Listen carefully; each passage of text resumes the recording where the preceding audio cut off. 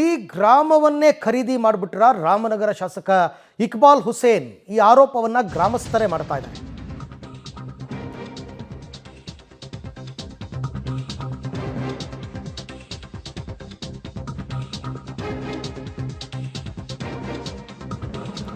ನೋಡಿ, ರಾಮನಗರ ಶಾಸಕ ಇಕ್ಬಾಲ್ ಹುಸೇನ್ ವಿರುದ್ಧ ಒಂದು ಗಂಭೀರ ಆರೋಪ ಕೇಳಿಬಂದಿದೆ. ಇಕ್ಬಾಲ್ ಹುಸೇನ್ ವಿರುದ್ಧ ಲೋಕಾಯುಕ್ತಕ್ಕೆ ದೂರು ಸಲ್ಲಿಸಿದ್ದಾರೆ ಗ್ರಾಮಸ್ಥರು. ಅಕ್ರಮವಾಗಿ ನೋಂದಣಿ ಮಾಡಿಕೊಂಡಿದ್ದಾರೆ ಅಂತಕ್ಕಂಥದ್ದು ಆರೋಪ. ಕನಕಪುರದ ಯಡಮಾರನಹಳ್ಳಿ ಗ್ರಾಮದ 67 ಎಕರೆ 66 ಗುಂಟೆ ಜಮೀನು, 67 ಎಕರೆ 68 ಎಕರೆ 26 ಗುಂಟೆ ಅಂತ ಹೇಳ್ಬೋದು, ಯಾಕೆಂದರೆ 40 ಗುಂಟೆಗೆ ಒಂದು ಎಕರೆ ತಾನೆ. ಭೂ ಸುಧಾರಣೆ ಕಾಯ್ದೆ ಉಲ್ಲಂಘನೆ ಮಾಡಿ ಜಮೀನನ್ನು ಕಬಳಿಸ್ತಾ ಇದ್ದಾರೆ ಅಂತ ಈಗ ಗ್ರಾಮಸ್ಥರು ಅಳಲನ್ನು ತೋಡ್ಕೋತಾ ಇದ್ದಾರೆ. ರಾಮನಗರದಲ್ಲಿ ಕನಕಪುರದ ಯಡಮಾರನಹಳ್ಳಿ ಗ್ರಾಮ, ಆ ಗ್ರಾಮಸ್ಥರು ಈಗ ಈ ಆರೋಪವನ್ನು ಮಾಡ್ತಾ ಇರತಕ್ಕಂಥದ್ದು. 66-67 ಎಕರೆ ಜಮೀನನ್ನ ಅಕ್ರಮವಾಗಿ ನೋಂದಣಿ ಮಾಡಿಕೊಂಡಿರ್ತಕ್ಕಂಥ ಆರೋಪ ಶಾಸಕ ಇಕ್ಬಾಲ್ ಹುಸೇನ್ ಮೇಲೆ ಬಂದಿದೆ. ಈಗ ಸರ್, ನಮ್ಮ ಪೂರ್ವಜರು, ನಮ್ಮ ತಾತಿರು ಸುಮಾರು 150 ವರ್ಷದ ಹಿಂದಿಲಿಂದನೂ ಆ ಭೂಮಿನ ಬೆಳೆ ಕಡಿದು ವ್ಯವಸಾಯ ಮಾಡ್ಕೊಂಡು ಜೀವನ ಮಾಡ್ಕೊಂಡು ಬರ್ತಾ ಇದ್ದವರು. ಅಲ್ಲಿ ಎಲ್ಲ ಅವಿದ್ಯಾವಂತರು, ಮೌಢ್ಯತೆ ಅಂದರೆ ಓದು ಬರಹ ಇಲ್ಲ.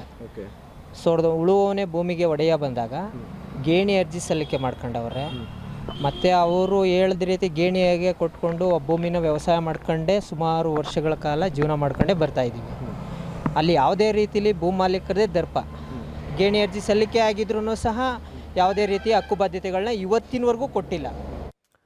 ಈ ಬಗ್ಗೆ ಮತ್ತಷ್ಟು ಮಾಹಿತಿ ನನ್ನ ಕೊಲಿಗ್ ವಿನಯ್ ಅವರಿಂದ ಪಡ್ಕೊಂಡ. ವಿನಯ್, ಈಗ ಇವರು ಗ್ರಾಮಸ್ಥರು ಮಾಡ್ತಿರೋ ಆರೋಪ, ಉಳುವವನೇ ಭೂಮಿ ಒಡೆಗೆ ಬಂದಾಗ ಇವರೆಲ್ಲ ಡಿಕ್ಲರೇಷನ್ ಕೊಟ್ಟು ಜಮೀನು ತಮ್ಮದು ಮಾಡ್ಕೊಂಡಿದ್ರು. ಅದನ್ನು ಈಗ ಇಕ್ಬಾಲ್ ಹುಸೇನ್ ಅಕ್ರಮವಾಗಿ ತಮ್ಮ ಹೆಸರಿಗೆ ನೋಂದಣಿ ಮಾಡ್ಕೊಂಡಿದ್ದಾರೆ ಅಂತನಾ ಹೇಗೆ?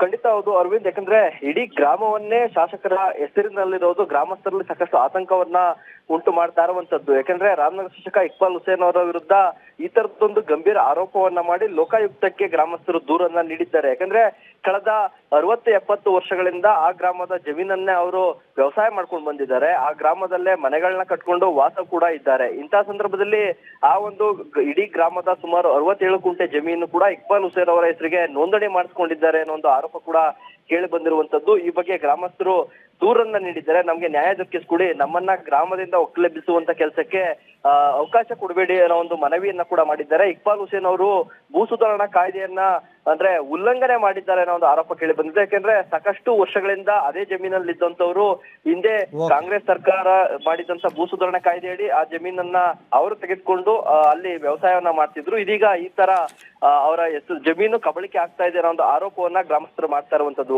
Right Vinay, thank you. ತಮ್ಮೆಲ್ಲ ಮಾಹಿತಿಗೆ ಧನ್ಯವಾದ. ಈಗ ಯಾರ ಹೆಸರಲ್ಲಿದೆ ಖಾತೆ ಕಂದಾಯ ಎಲ್ಲ ಯಾರು ಕಟ್ತಾ ಇದ್ದಾರೆ ಏನು ಅಂತ ಚೆಕ್ ಮಾಡಿಸಿದ್ರೆ ಗೊತ್ತಾಗುತ್ತಷ್ಟೇ ಅವ್ರ ಹೆಸರಿಗೆ ಮಾಡ್ಕೊಂಡಿದ್ದಾರಾ ಇಲ್ವಾ ಅಂತ.